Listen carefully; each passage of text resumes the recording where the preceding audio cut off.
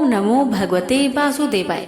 प्यारे भक्तगणों, आज आप श्रवण करेंगे माघ महीने की शुक्ला पक्ष की जय एकादशी व्रत से जुड़ी संपूर्ण कथा एक साथ।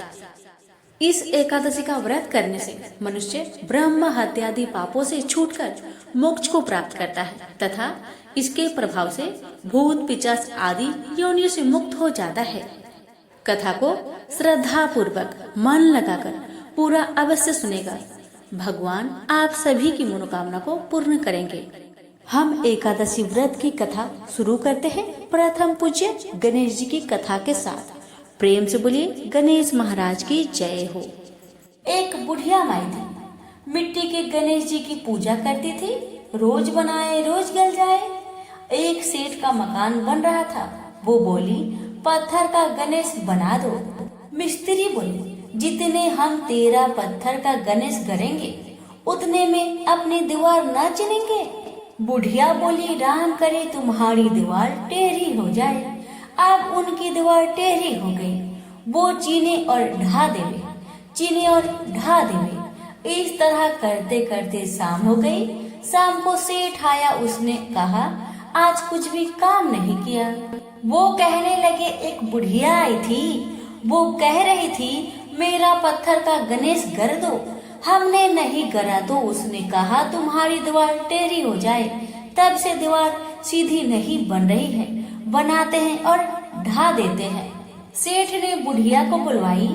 सेठ ने कहा, हम तेरा सोने का गणेश गढ़ देंगे, हमारी दीवार सीधी कर दो। सेठ ने बुढ़िया को सोने का गणेश गढ़ दिया। सेठ की दीवार सीधी हो गई। जैसे सेठ की दीवार सीधी की वैसे सबकी करना।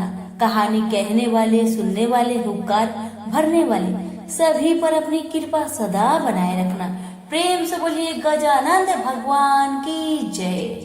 एक बार अर्जुन ने भगवान श्री कृष्ण से प्रश्न करते हैं, हे भगवान, आप कृपा कर आप मुझे माघ महीने की शुक्ला पक्ष की एकादशी का क्या महत्व है विस्तार पूर्वक बताए।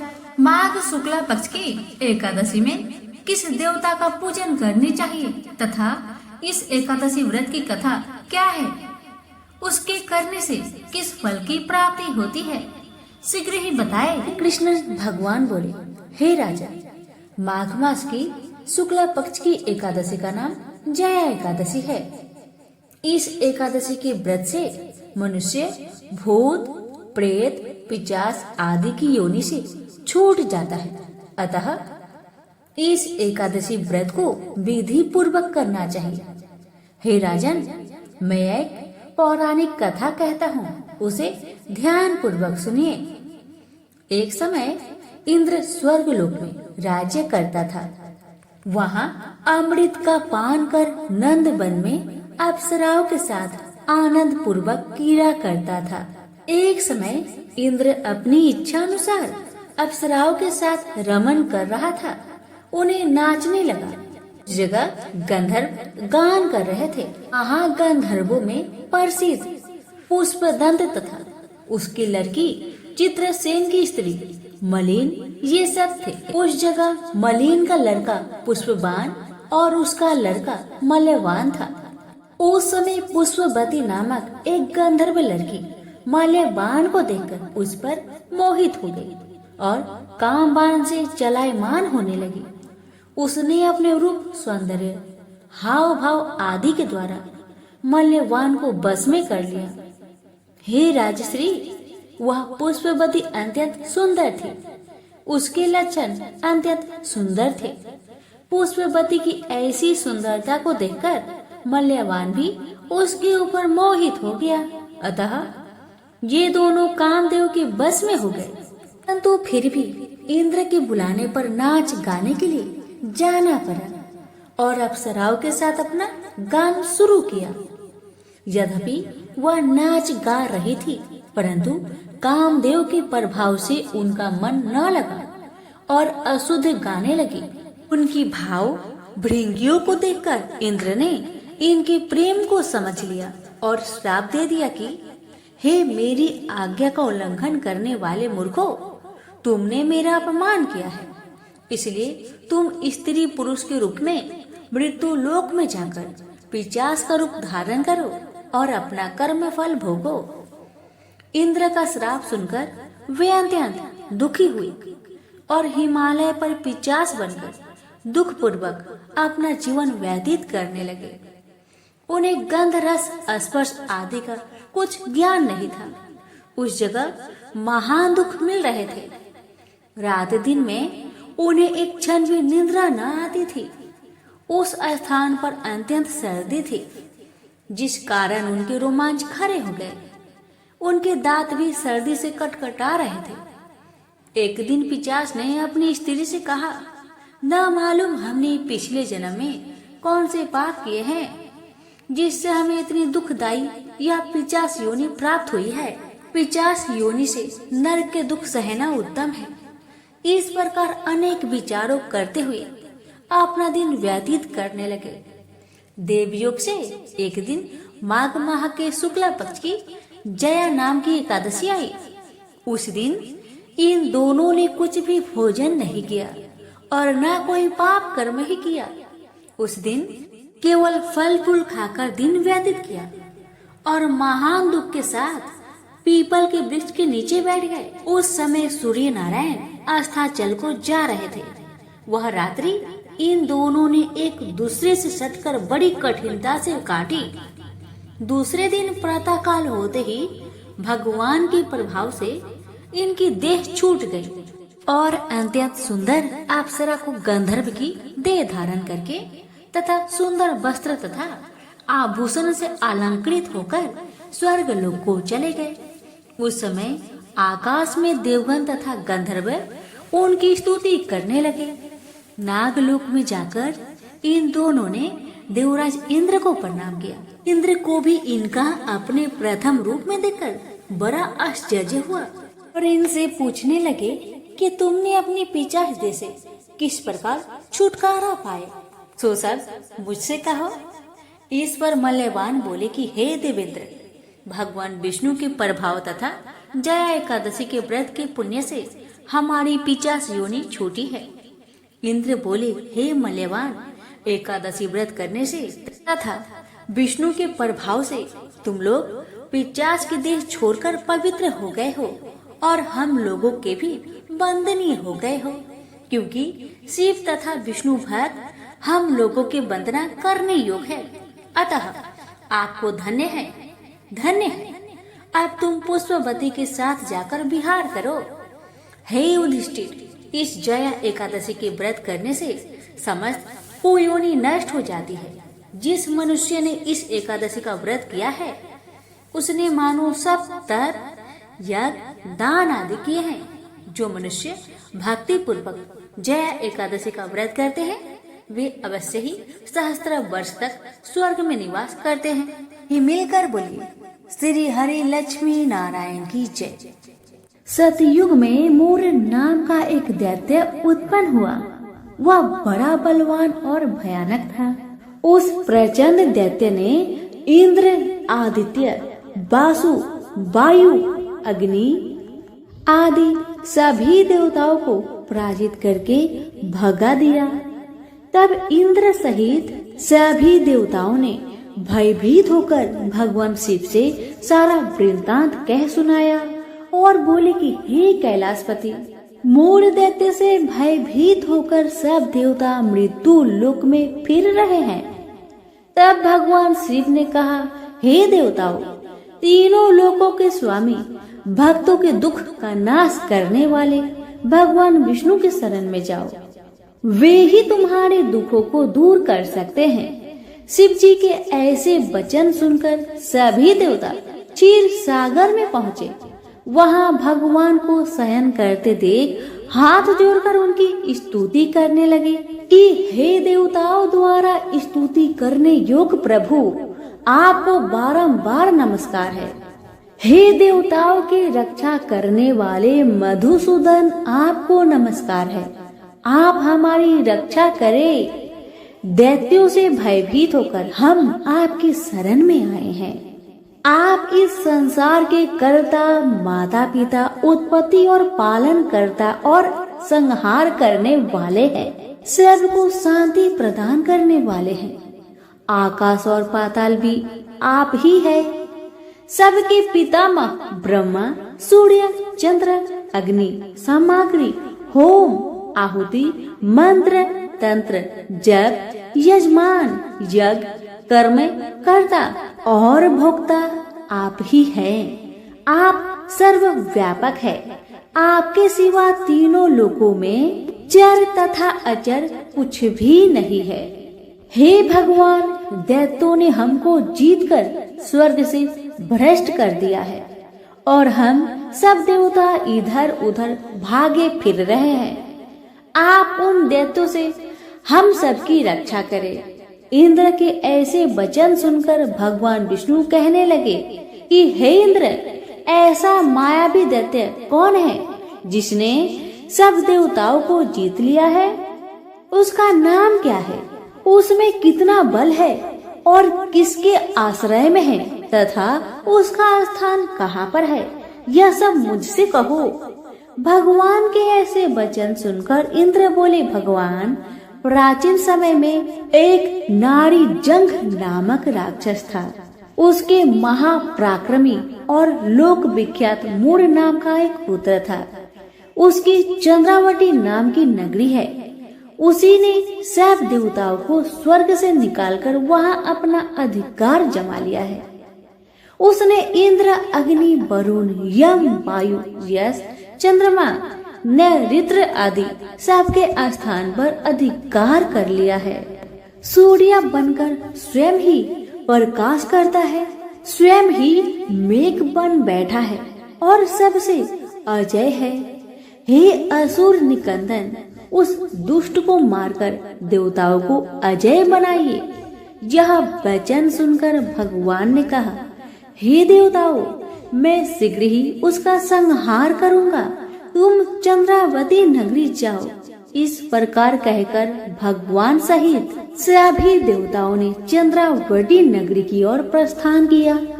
उस समय जब दैत्य मूर सेना सहित युद्ध भूमि में गरज रहा था, उसकी भयानक गर्जना सुनकर सभी देवता भय के मारे चारों दिशाओं में भागने लगे। जब स्वयं भगवान रणभूमि में आए तो दैत्य उन पर भी अस्त्र शस्त्र आयुध लेकर दौड़े।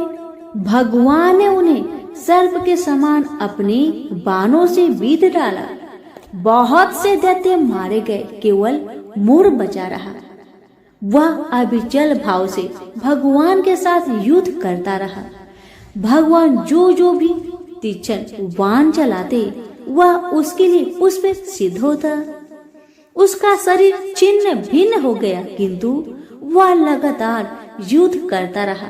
दोनों के बीच मल्ल युद्ध भी हुआ। 10,000 वर्ष तक उनका युद्ध चलता रहा, किंतु मूर नहीं हारा। थक कर भगवान बद्रिका आश्रम चले गए। वहाँ हेमवती नामक सुंदर गुफा थी। उसमें विश्राम करने के लिए भगवान उसके अंदर प्रवेश कर गए।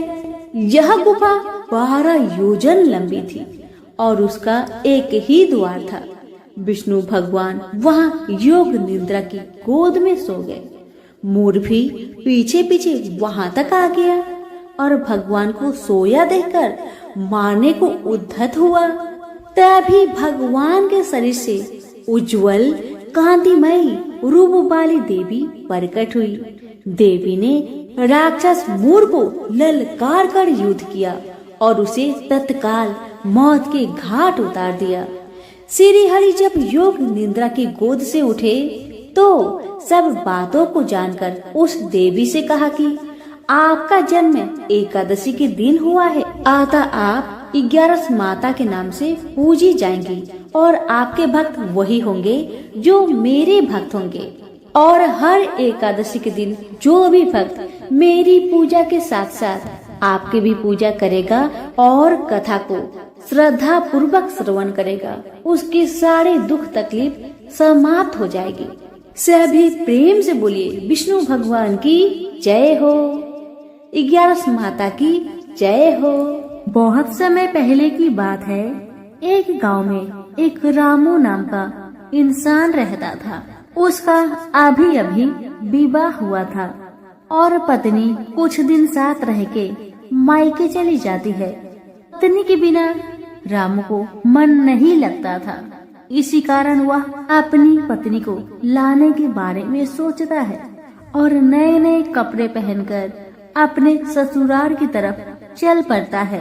कुछ दूर जाने पर रामू को एक नदी में एक गाय दिखाई पड़ती है। गाय पानी पीने के लिए नदी में उतरती है, लेकिन पानी के अंदर दलदल होने के कारण गाय उसी में फंस जाती है और बाहर निकलने का बहुत प्रयास करती है, मगर निकल नहीं पाती। तभी उसकी नजर रामू पर पड़ती है। गाय रामू से कहती है, बेटा मुझे बचा लो, मैं पानी के अंदर दलदल में दब रही हूँ, मुझे बचा लो। गाय की बात सुन रामू कहने लगा, नहीं नहीं, मैं अपने ससुराल जा रहा हूँ और पहली बार जा रहा हूँ। मेरी नई नई कपड़े दलदल में पड़ेगी तो गंदी हो जाएगी। अगर मैं गंदे कपड़े में अपने ससुराल जाऊंगा तो मेरा क्या इज्जत रह जाएगी। ससुराल वाले क्या कहेंगे कि कैसा मेरा दामाद है।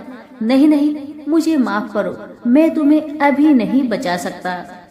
रामू की बात सुन गाय बोली, आज 11 का दिन है, अगर तुम मुझे बचाओगे तुम्हें बहुत पुण्य मिलेगा, जीवन में बहुत तरक्की करोगे, मुझे बचा लो।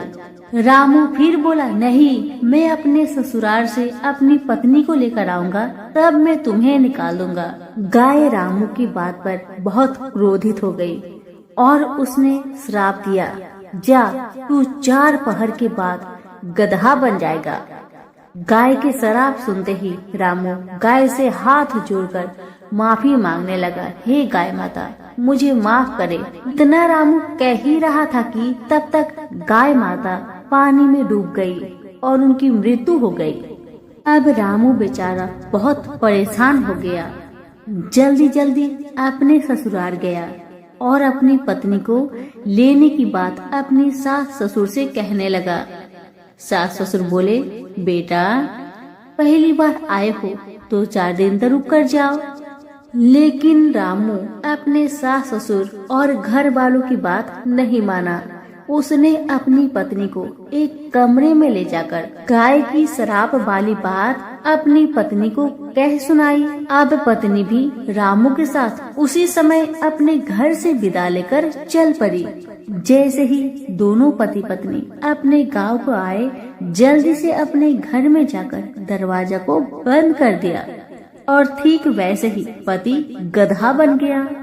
अब तो पत्नी घर के सारे दरवाजे खिड़की हमेशा बंद रखती थी। घर में जितने भी अनाज थे सारे अनाज कुछ दिन में ही समाप्त हो गए। अब पत्नी बेचारी बहुत परेशान हो गई और अपने गधा पति से कहने लगी, सुनिए जी, घर में तो थोड़ा भी अनाज नहीं है, अब हमें बाहर मेहनत मजदूरी करके कुछ तो कमाना पड़ेगा अपनी पेट पालने के लिए। गधा रूपी पति कहने लगा, हाँ तुम ठीक कह रही हो, चलो मैं भी तुम्हारे साथ जाऊंगा। अब पति पत्नी दोनों अपने घर के बाहर निकल गए काम की तलाश में। कुछ दूर आगे बढ़ने पर उन्होंने देखा कि राजा पास ही में एक कुआं खुदवा रहे थे। रामू की पत्नी ने राजा के पास जाकर कहा, महाराज जी कृपा करके मुझे कुछ काम दे दीजिए। जब राजा ने कहा ठीक है, राजा ने उसे मिट्टी ढोने का काम दे दिया। रामू की पत्नी मिट्टी का डाला उठाकर अपने सर पर लेकर जाने लगी। बहुत से लोग देखे, सभी लोगों ने कहा, अरे तुम इस गधे के ऊपर मिट्टी क्यों नहीं रख कर ले जाती? तो पत्नी कुछ नहीं कहती। एक दिन राजा की नजर रामू की पत्नी पर पड़ी। तब राजा ने कहा, बहन तुम मिट्टी का डाला इस गधे के ऊपर रखकर क्यों नहीं ले जाती? अपने सर पर क्यों रख कर ले जा रही हो? राजा की बात सुनकर पत्नी रोने लगी और कहने लगी, महाराज ये मेरे पति है, ये कोई गधा नहीं, इन्हें गाय माता ने श्राप दे दिया है। उसी के वजह से यह गधा बन गए हैं। सुनो बहन, तुम उदास मत हो, मैं तुम्हारी इस गधा पति को ठीक करने का बहुत प्रयास करूंगा। तुम अपने इस गधे को लेकर कल महल में चली आना। इतना कहने के बाद राजा अपने महल में गए और पंडितों को बुलावा भेजा।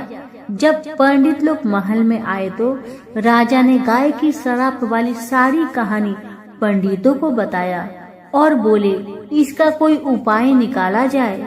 महाराज की बात सुन पंडित जी बोले, महाराज, इसको गाय माता का श्राप लगा है, इसीलिए बस एक ही उपाय बचा है। अगर कोई व्यक्ति अपने जीवन में 111 का व्रत किया हो, अगर वो इंसान अपनी इच्छा से सारी 11 का फल इस गधे को दे दे, तब ये गधा फिर से इंसान बन सकता है। अब राजा ने चारों तरफ ढिंढोरा पिटवा दिया कि अगर कोई भी व्यक्ति 111 का व्रत किया हो, अगर उसका फल एक गधे को दे देगा, उसे ढेर सारा धन दौलत और साथ में इनाम दिया जाएगा। लेकिन दुख की बात यह था कि उस गांव में किसी ने भी 11 का व्रत 111 बार नहीं किया था। किसी ने 11 किया था तो किसी ने 21 किया था, मगर गधे को चाहिए था 111 का फल।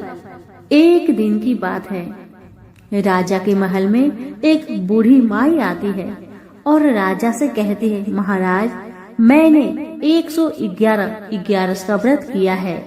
राजा यह सुनकर बहुत खुश हुए और कहने लगे, हे बुढ़िया माई, तुम अपनी 11 का सारे फल इस गधे को दे दो ताकि इसे इंसान का रूप मिल सके। तुम अगर इसे अपने सारे 11 का फल दे दोगी तो मैं तुम्हें मुंह मांगा धन दौलत दूंगा। राजा की बात सुन बूढ़ी माँ कहने लगी, हे राजन, मैं तो बूढ़ी हो गई हूँ, मेरा जीवन का तो कोई भी ठीक नहीं, आज हूँ तो कल नहीं, और मैं धन दौलत का क्या करूँगी। मैं इस गधे को 111 का फल दे दूंगी, मगर हे राजन, मैं 11 का फल अपने पास रखना चाहती हूँ, क्योंकि इस 11 का फल मुझे मोक्ष दिला देगा। इसीलिए मैं 11 का फल अपने पास रखना चाहती हूँ। मैं अपने भगवान श्री लक्ष्मी नारायण को अपने आँखों से देखूंगी। इतना कहकर बूढ़ी माई ने 111 का फल को 11 माता का नाम लेकर उस गधे को दे दिया और वह गधा तुरंत मनुष्य बन गया, मगर 11 का फल कम होने के कारण उस गधा का पूंछ वैसे की वैसे ही रह गया। जब पति पत्नी दोनों की नजर उस पूंछ पर पड़ी तो वह देखकर बहुत हैरान हो गए। तब बूढ़ी माई ने सारी बात बताई, क्योंकि मैंने 111 का फल दिया है, बस इसी के कारण इसका पूंछ रह गया है, पूरा शरीर इंसान का बन गया है। अब इस पूंछ को तुम दोनों ही हटा सकते हो। तुम लोग भी श्रद्धा पूर्वक 11 माता का व्रत करो, उनकी कृपा से जल्द ही ये पूंछ भी गायब हो जाएगी। इतना कहकर बूढ़ी माई अपने घर को लौट आई और दोनों पति पत्नी श्रद्धा पूर्वक 11 माता के व्रत करने लगे, जिसके प्रभाव से रामू का वह गधा का पूंछ भी गायब हो गया। तो प्रेम से बोलिए 11 माता की जय हो, श्री हरि विष्णु की जय हो। बहुत समय पहले की बात है, एक गांव में एक ननद भाभी रहा करती थी। ननद अभी कंवारी थी। उस परिवार में ननद, भाभी और भाई, इन तीनों के अलावा और कोई भी नहीं रहता था। भाभी तो कभी कोई पूजा पाठ करती ही नहीं थी और ननद हर रोज तुलसी माता की पूजा किया करती थी, उनकी बड़ी सेवा करती थी। बिना तुलसी पूजन के ननद कभी भोजन नहीं करती थी। ननद का पूजा पाठ देख के भाभी को बहुत क्रोध आता था। कभी कभी भाभी तो अपनी ननद से ऐसे भी कह देती थी कि जब तुम्हारा विवाह होगा ना तो मैं तुम्हें और बराती को तुलसी ही खाने दूंगी और दहेज में यही दूंगी। इसी तरह समय निकलने लगा, दिन बीतने लगी। अब तो ननद भी बड़ी हो गई थी। भाई ने अपनी बहन के लिए एक अच्छा घर और बर ढूंढा। अब तो बहन की शादी पक्की हो गई। बहन की शादी वाले दिन भाभी ने क्या किया, बारातियों के सामने तुलसी का गमला फोड़कर रख दिया। लेकिन ननद की सच्ची भक्ति और श्रद्धा से तुलसी माता बहुत प्रसन्न थी। इसी कारण से तुलसी माता की कृपा से तुलसी का गमला स्वादिष्ट व्यंजन में बदल गया। ये चमत्कार देखकर भाभी बहुत आश्चर्यचकित हो गई, लेकिन फिर भी उसका आदत नहीं गया। उसने फिर क्या किया, अपने ननद को गहने के बदले में तुलसी की मंजरी पहना दी। लेकिन तुलसी माता की कृपा से वह मंजरी भी सोने के आभूषण में बदल गए। ये देखकर भी भाभी बहुत हैरान हुई, मगर फिर भी अपनी करतूत करनी न बंद किया। उसने फिर वस्त्रों के स्थान पर तुलसी का जनेऊ रख दिया। लेकिन तुलसी माता की कृपा से वह तुलसी का जनेऊ रेशमी और सुंदर वस्त्र में बदल गया। ननद की भाभी बहुत पापिन थी, इसलिए तुलसी माता की महिमा को न जान सकी। भाई ने अपने बहन को बड़े प्यार और आदर के साथ विदा किया। बहन ससुराल में गई। ससुराल वाले उसके दहेज आदि के बारे में बहुत बड़ाई करने लगे। जब ये बात भाभी को मालूम हुई तो उसे बड़ा आश्चर्य हुआ और तुलसी जी की पूजा का महत्व उसको समझ में आ गया। भाभी की एक लड़की थी। अब भाभी सोचने लगी, क्यों ना मैं भी अपनी बेटी को तुलसी माता की पूजा करने को कहूँ। अब तो भाभी अपनी लड़की से कहने लगी कि तू भी तुलसी माता की सेवा कर, तुझे भी बुआ की तरह फल मिलेगा। पर लड़की अपनी माँ के जैसी ही थी, उसे तुलसी की सेवा में मन नहीं लगता था। भाभी की लड़की हर रोज सुबह स्नान करके ऊपर के मन से अपनी माँ की बात रखने के लिए तुलसी माता की पूजा कर लिया करती थी, मगर मन उसका पूजा में कभी नहीं लगा। इसी तरह समय बीतते गया। इस बार भाभी ने खुद अच्छा घर और वर देखकर अपनी बेटी का विवाह तय किया। और जब विवाह का समय आया तो भाभी ने सोचा, जैसा व्यवहार मैंने अपनी ननद के साथ किया वैसा ही व्यवहार मैं अपनी बेटी के साथ करूंगी, क्योंकि मैंने जो ननद के साथ व्यवहार किया उसी व्यवहार के कारण ननद को इतनी इज्जत मिली थी। क्यों ना मैं भी अपनी लड़की के साथ वैसा ही व्यवहार करूं। अब जैसे ही बाराती वाले आए, भाभी ने तुलसी जी का गमला को फोड़कर बाराती के सामने रख दिया, परंतु इस बार मिट्टी मिट्टी ही रही। मंजरी व पत्ते भी अपने पूर्व रूप में ही रहे तथा जनेऊ ही रहा। सभी बाराती भाभी की बुराई करने लगे। ससुराल में भी लड़की की और उसकी माँ की बहुत बुराई हो रही थी। भाभी को अपनी ननद से बहुत जलन होता था। इस कारण भाभी अपनी ननद को बहुत कम ही घर पर बुलाया करती थी। पर भाई अपने बहन को बहुत मानता था।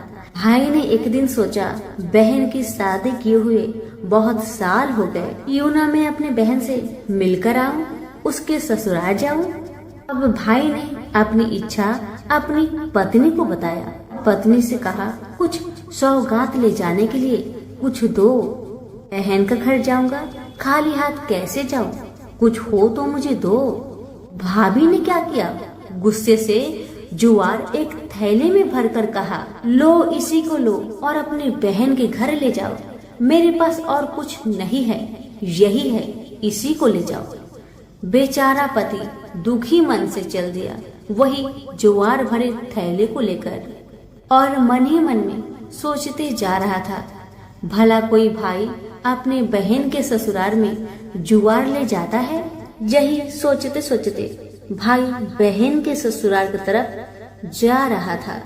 उसने सोचा ये ज्वार बहन के ससुराल ले जाऊंगा तो लोग क्या कहेंगे, क्यों ना मैं इसे गाय को खिला दूं। भाई जब बहन के नगर के समीप पहुंचा और उसने एक गौशाला में गाय के सामने ज्वार का थैला उलट दिया। ज्वार को उलटता देखकर तब गौपालक ने कहा, ए भाई तुम ये क्या कर रहे हो? सोना मोती गाय के आगे क्यों डाल रहे हो? भाई ने जब नीचे देखा तो सचमुच हीरे मोती सोना चांदी जगमगा रहे थे। भाई ने तुलसी माता के चमत्कार को जान लिया और जोर जोर से तुलसी माता की जयकारा लगाने लगा और सारी कहानी उस गौपालक को बताया। सोना चांदी हीरा मोती थैले में भरकर बहुत प्रसन्न मन से अपने बहन के घर गया। बहन भाई को देखकर बहुत प्रसन्न हुई और अपने भाई की बहुत आवभगत की। भाई ने अपनी बहन के सास ससुर से आज्ञा लेकर अपनी बहन को घर लेकर आया और रास्ते में सारी कहानी बताते आ रहा था कि कैसे भाभी ने ज्वार भरकर थैले में दिए थे और तुलसी माता की कृपा से कैसे ये ज्वार हीरे मोती सोने चांदी में बदल गए। भाई को तुलसी माता का महिमा पता चल गया था।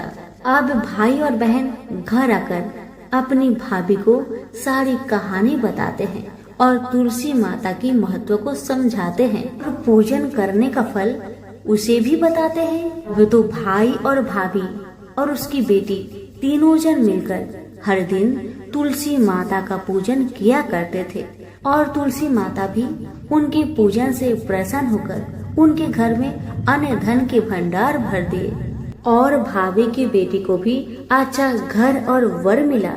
तो सभी मिलकर बोलिए, तुलसी मैया की जय हो। एक नगर में एक गरीब ब्राह्मण अपनी पत्नी के साथ रहता था।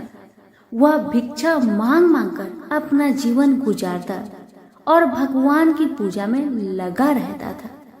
वह उतने ही भिक्षा मांगता जिससे उसके और उसके परिवार का पेट भर सके। उस नगर का राजा बहुत धनवान था और ब्राह्मणों का आदर करने वाला था। राजा किसी भी ब्राह्मण को अपने महल से खाली हाथ नहीं जाने देते थे।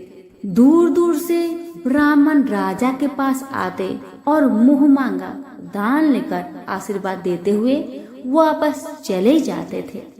एक दिन ब्राह्मण की पत्नी ने ब्राह्मण से कहा कि दूर दूर के ब्राह्मण राजा से मनचाहा दान लेकर चले आते हैं और तुम भी यहाँ रहकर राजा के पास नहीं जाते।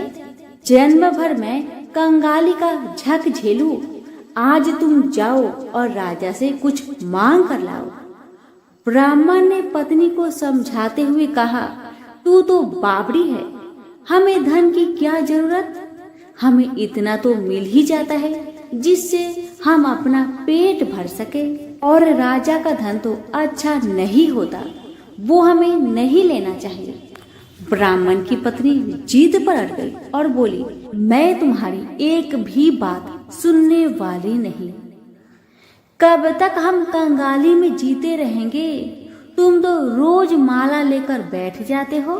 अपने बच्चे को क्या खिलाएंगे और क्या पहनाएंगे?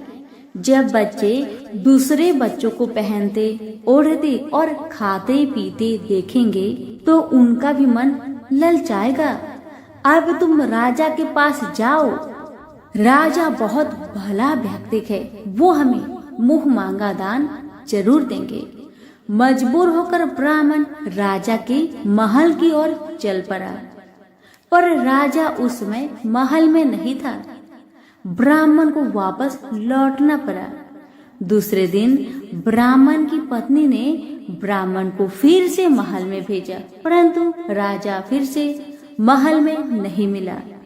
तीसरे दिन राजा महल में गया और उसने ब्राह्मण का स्वागत किया और उसे आसन पर बैठाया और साथ में ब्राह्मण देवता से 2 दिन न मिल पाने के लिए क्षमा भी मांगी। राजा ने कहा, मैं आपकी क्या सेवा कर सकता हूँ? ब्राह्मण ने कहा, जो मैं मांगू वो आप दे सकेंगे? राजा ने कहा, हाँ हाँ कहिए, मैं आपकी क्या सेवा कर सकता हूँ।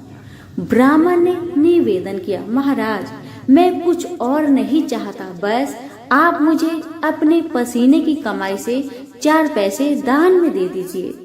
ब्राह्मण की बात सुन राजा बहुत हैरान हो गए और मन ही मन सोचने लगे कि मेरे महल में कितने सारे धन पड़े हैं, पर मेरी मेहनत की एक कौड़ी भी नहीं है। राजा ने ब्राह्मण से कहा, आप मुझे 1 दिन का समय दे, मैं कल आपको आपका मुंह मांगा दान दूंगा। ब्राह्मण महल से अपने घर को खाली हाथ ही लौट आए। ब्राह्मण को खाली हाथ आता देख पत्नी बोली, क्या हुआ, राजा ने कुछ दिया नहीं? ब्राह्मण बोला, राजा ने कल देने के लिए कहा है। ब्राह्मण की पत्नी सोचने लगी, शायद इन्होंने बहुत सारा धन मांगा होगा और राजा को इसकी व्यवस्था करने में समय लग रहा होगा, इसलिए कल बुलाया है। दूसरी ओर राजा ने अपने राजसी कपड़े बदलकर फटे पुराने कपड़े पहने और मजदूर जैसा वेश बना लिया। जब राजा की पत्नी ने देखा और कारण पूछा तो राजा ने सब कुछ बताया। रानी बोली, मैं भी आपके साथ चलूंगी। राजा के हाँ कहने पर रानी भी पुरानी साड़ी पहनकर आ गई। इस प्रकार राजा रानी मजदूरी की तलाश में शहर निकले। लुहारों के मोहल्ले में जाकर राजा ने आवाज लगाई, किसी को मजदूर चाहिए? आखिरकार एक लुहार ने उन्हें बुला लिया, जो पहिए पर हाल चढ़ाने की तैयारी कर रहा था।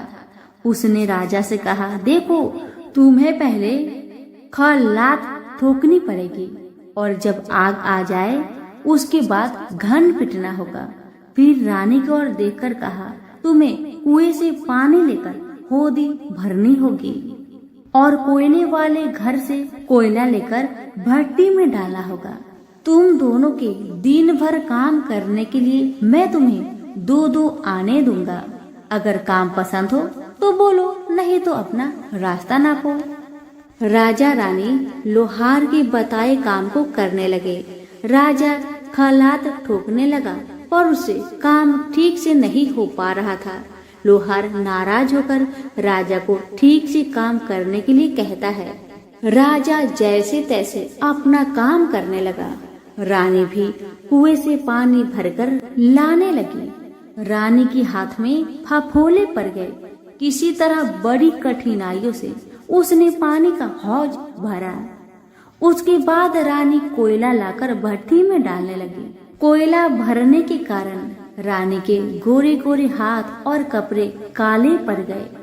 भट्टी में आग आने पर लुहार ने पात भट्टी में से निकालकर पहियों पर जमाई और एक घन अपने हाथ में लेकर और एक राजा के हाथ में देकर कहा, देखो बारी बारी से घन इस पर पटकना, हाथ इधर उधर ना होने पाए। राजा जोर जोर से घन पटकने लगा, लेकिन उसका निशाना ठीक नहीं बैठता था। कभी घन हाल पर गिरता तो कभी पहिए पर। मजदूरों का ऐसा काम देखकर लुहारिन बरबराती हुई आई और लोहार से कहने लगी, तुमने कहाँ से यह नौसिखिए मजदूर काम पर लगाए हैं? इनसे काम तो होगा नहीं। यह मजदूर तुम्हारा सब काम बिगाड़ देंगे।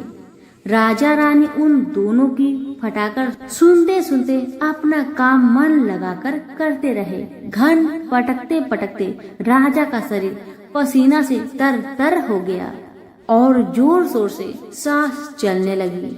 रानी भी पानी भरते भरते और कोयला झोंकते झोंकते थक कर चूर हो गई। दोनों ने पूरे दिन बहुत मेहनत की। लुहार ने राजा रानी को 2-2 पैसे दिए, जिसे वो बड़ी खुशी खुशी लेकर महल आ गए। आज उन्हें पता चला कि मेहनत की कमाई कैसी होती है। राजा ने 4 पैसे अलग रख दिए और अगले दिन ब्राह्मण को बुलाकर उसे दे दिए। ब्राह्मण राजा को आशीर्वाद देकर घर लौटा और ब्राह्मणी से कहा, लो, मैं राजा के यहाँ से दक्षिणा ले आया हूँ।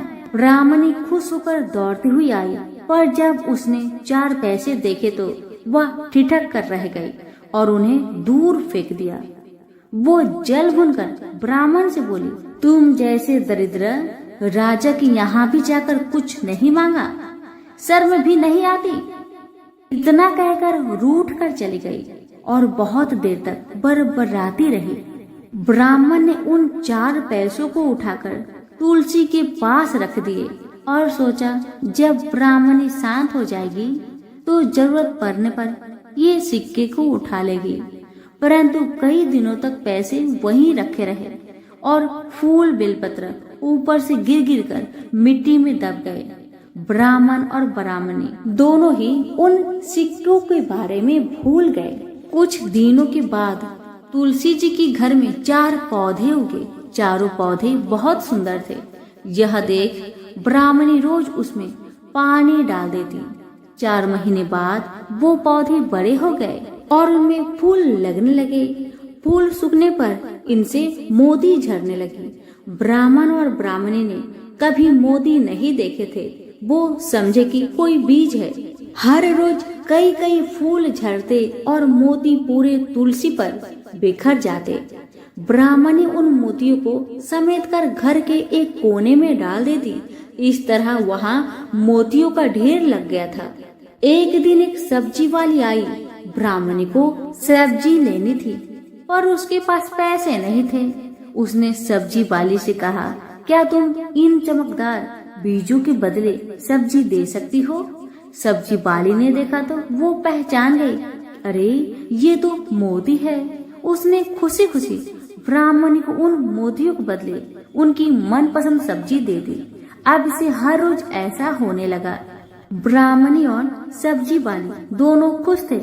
सब्जी वाली यह सोचकर खुश थी कि मुझे 1 पैसे की तरकारी के बदले हजारों का माल मिलता है, और ब्राह्मणी ये सोचकर खुश थी कि इस बीजों के बदले सब्जी मिल जाती है। इस प्रकार कई महीने बीत गए। उधर राजा के महल में कई राजहंस थे जो मोती चुगते थे। राजा का यह नियम था, जब राजहंस मोती चुग लेते थे उसके बाद ही राजा और उसका परिवार भोजन करता था। एक समय बाद राजा का सारा धन उन मोतियों और दान देने में खर्च हो गया। अब राजा को मोती खरीदने के पैसे तक नहीं बचे। यह खबर पूरे नगर में फैल गई। ब्राह्मण और ब्राह्मणी को जब यह पता चला तो उन्होंने यही विचार किया कि राजा बहुत दानी और नेक दिल है। उसने अपना सब कुछ दान कर दिया, यहाँ तक कि शायद उनके पास खाने को भी कुछ नहीं है। ऐसा हालत में हमें उन लोगों की सहायता करनी चाहिए। ब्राह्मण ने ब्राह्मणी से कहा, अगर तू कहे तो इसमें से कुछ बीज राजा को दे दूं। तू कहती है इससे सब्जी और खाने की चीज मिल जाते हैं। ब्राह्मणी ने कहा, हाँ, मैं रोज इसके बदले सौदा लिया करती हूँ। ऐसा कहकर ब्राह्मणी 1 टोकरी बीज भर लाई। ब्राह्मण राजा के पास पहुँचा और उसे वो मोती दिए और राजा को सारी बात बताई।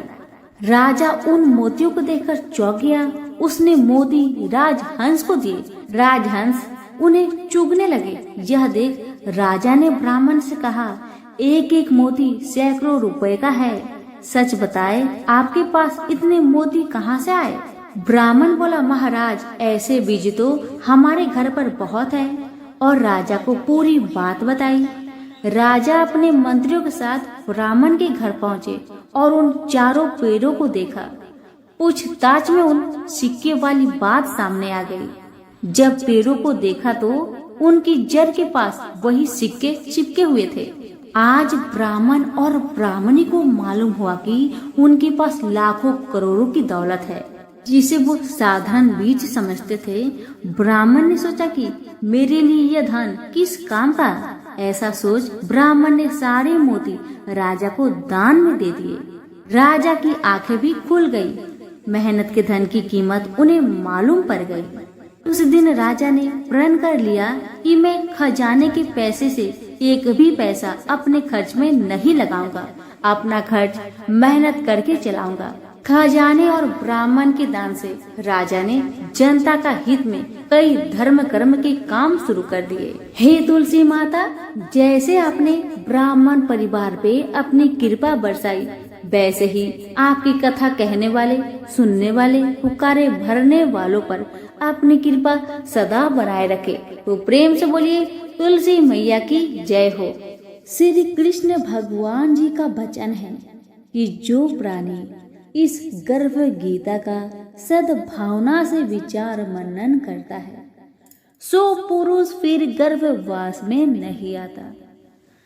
अर्जुन कहने लगे, हे कृष्ण भगवान, यह प्राणी जो गर्भ विषय में आता है, सो किस दोष के कारण आता है? हे प्रभु, जब यह जन्मता है तब इसको जरा आदि रोग लगते हैं, फिर मृत्यु होती है।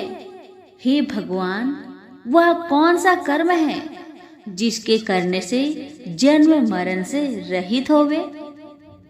श्री कृष्ण भगवान कहने लगे, हे अर्जुन, यह मनुष्य जो है सो अंधा मूर्ख है और संसार के साथ प्रीति करता है। यह पदार्थ मैंने पाया है और वह मैं पाऊंगा, ऐसी चिंता इस प्राणी के मन से उतरती नहीं। 8 पहर माया को ही मांगता है, इन बातों को करके बार बार जन्मता है और मरता है। वह गर्भ विषय दुख पाता रहता है। अर्जुन कहने लगे, हे कृष्ण भगवान, यह मन हाथी की न्याय है, तृष्णा इसकी शक्ति है। यह मन तो 5 के बस में है, काम, क्रोध, लोभ, मोह और अहंकार। इन 5 में अहंकार बहुत बली है। ये कौन सा यत्न है जिससे मन बस में होए? वैसा ही मन रूपी हाथी को बस में करने के लिए ज्ञान रूपी अंकुश है। अहंकार करने से यह जीव नरक में पड़ता है। अर्जुन कहने लगे, हे भगवान, जो एक तुम्हारे नाम के लिए वन खंड में फिरते हैं, एक वैरागी हुए हैं, एक धर्म करते हैं, इनको कैसे जाने? जो वैष्णव है वे कौन है? श्री कृष्ण भगवान कहने लगे, हे अर्जुन, मेरे ही नाम के लिए वनों में फिरते हैं, वह सन्यासी कहते हैं। एक सिर पर जटा बांधते हैं, एक अंग पर भस्म लगाते हैं।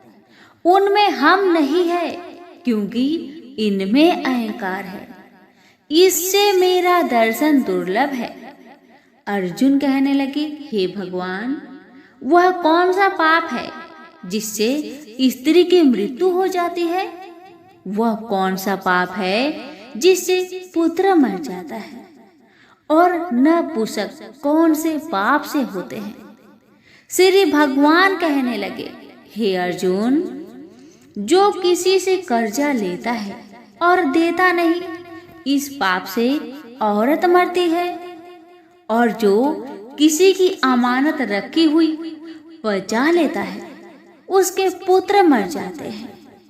जो किसी का कार्य किसी के गोचर आए पड़े और वह जबानी कहे कि मैं तेरा कार्य सबसे पहले कर दूंगा, और जब समय आए तब उसका कार्य ना करे, इस पाप से नपुंसक हो जाता है। ये बड़े पाप है। अर्जुन कहने लगे, हे भगवान, कौन पाप से मनुष्य सदैव रोगी रहता है? किस पाप से गधे का जन्म पाता है, स्त्री का जन्म पाता है, तथा टट्टू का जन्म क्यों कर पाता है? और बिल्ली का जन्म किस पाप से होता है? श्री भगवान कहने लगे, हे अर्जुन, जो भी मनुष्य कन्यादान करते हैं और इस दान में मूल्य लेते हैं, वे दोषी है। वे मनुष्य सदा रोगी रहते हैं। जो विषय विकार के वास्ते मदिरा पान करते हैं वे टट्टू का जन्म पाते हैं, और जो झूठी गवाही भरते हैं वह औरत का जन्म पाता है। जो रसोई बना के पहले आप भोजन कर लेती है और पीछे परमेश्वर को अर्पण करती है तो वे बिल्ली का जन्म पाती है। और जो मनुष्य अपनी झूठी वस्तु दान करते हैं औरत का जन्म पाते हैं, वह गुलाम औरतें होती है। अर्जुन कहने लगे, हे भगवान, कई मनुष्यों को आपने स्वर्ण दिया है, सो उन्होंने कौन सा पुण्य किया है? और कई मनुष्यों को आपने हाथी घोड़ा रथ दिए हैं, उन्होंने कौन सा पुण्य किया है? श्री भगवान कहने लगे, हे अर्जुन, जिन्होंने स्वर्ण दान किया है उनको हाथी घोड़े वाहन मिलते हैं। जो परमेश्वर के निमित्त कन्या दान करते हैं सो पुरुष का जन्म पाते हैं। अर्जुन कहने लगे, भगवान, जिन पुरुषों के अंदर विचित्र शरीर है उन्होंने कौन सा पुण्य किया है? किसी दो के घर संपत्ति है, कोई विद्वान है, उन्होंने कौन सा पुण्य किया है? श्री भगवान कहने लगे, हे अर्जुन, जिन्होंने अन्न का दान किया है उनका सुंदर स्वरूप है। जिन्होंने विद्या दान किया है वह विद्यावान होते हैं। जिन्होंने संतों की सेवा की है वह पुत्रवान होते हैं।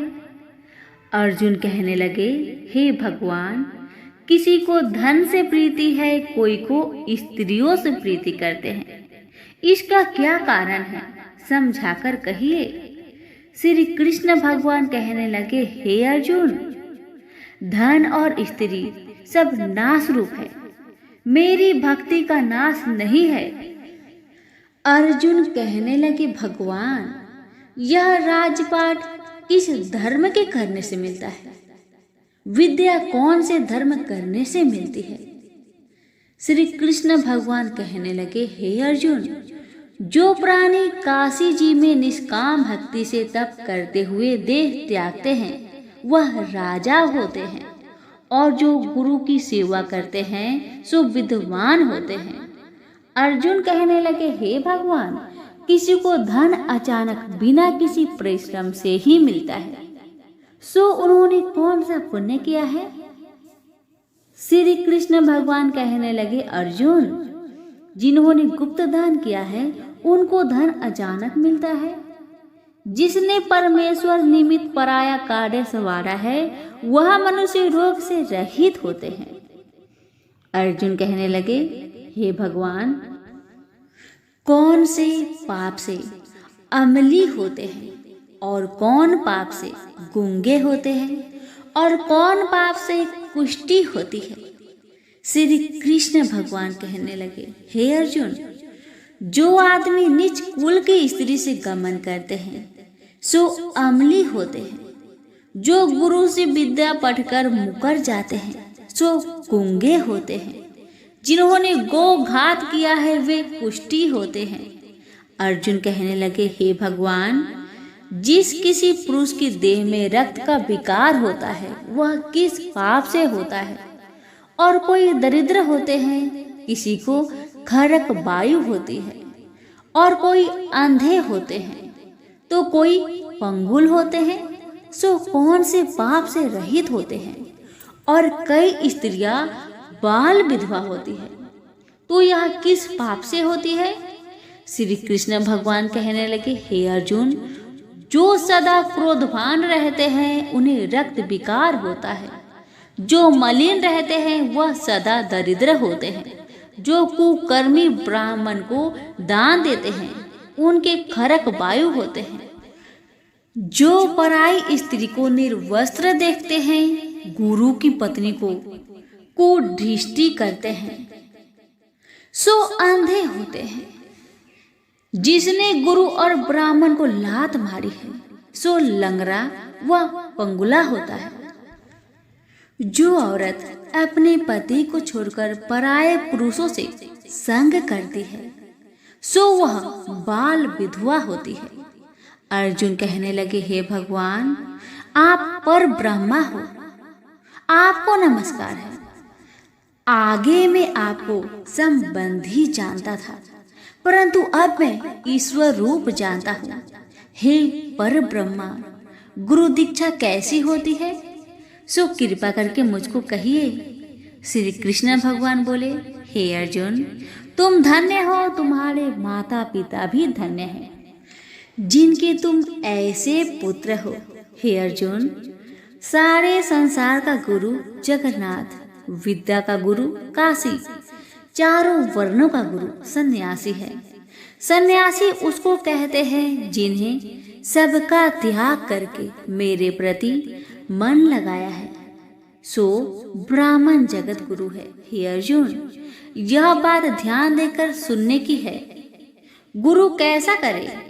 जिसने सब इंद्रियां जीती हो, जिसको सब संसार ईश्वरमय नजर आता हो और सब जगत से उदास हो। ऐसा गुरु करे जो परमेश्वर को जानने वाला हो और उस गुरु की पूजा सब तरह से करे। हे अर्जुन, जो गुरु काम भक्त होता है और जो प्राणी गुरु की पूजा सब तरह से करे। हे अर्जुन, जो गुरु का भक्त होता है और जो प्राणी गुरु के सम्मुख होकर भजन करते हैं, उसका भजन करना सफल है। जो गुरु से विमुख है, उनको 7 ग्राम मारे का पाप है। गुरु से विमुख प्राणी दर्शन करने योग्य नहीं होते। जो गृहस्थी संसार में गुरु के बिना है, चांडाल के समान है। जिस तरह मदिरा का भंडार हो, उसमें जो गंगा जल है सो अपवित्र है, इसी तरह गुरु से विमुख का भजन सदा अपवित्र होता है।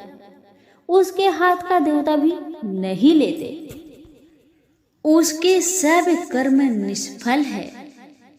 कुकर, शुकर, गंधर्व, काग, ये सब की सब योनियों में बड़ी खोटी योनि है।